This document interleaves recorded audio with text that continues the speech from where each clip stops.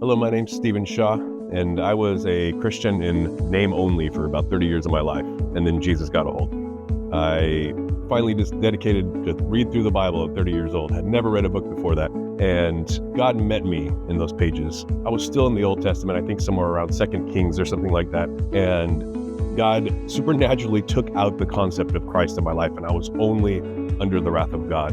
I really saw my life as it was in the sin that I was in, and it scared me. I was terrified. And God's only spoken to me a couple times in my life, and this was one of them, and he said, "Don't forget my son."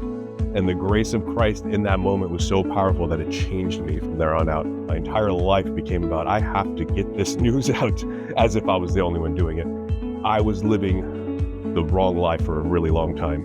Christian in name only doesn't work. We need that relationship with God, and it has changed me. And so that's been my heart ever since, was just to help people understand that there is love and grace out there that is so powerful that we just need to tap into it. And I thank God every day for that terror and that grace. So that was the beginning of a very long journey. I turned 47 in May, so this is a 17-year journey for me that God has been stripping away so many negatives and pride and judgments. And so to see myself clearly on the judgment side of God, and to see myself clearly now as a participator in the grace of Christ, it helps me just to have way more compassion for people, to just meet them right where they're at and say, you know what, I know I'm no better than you.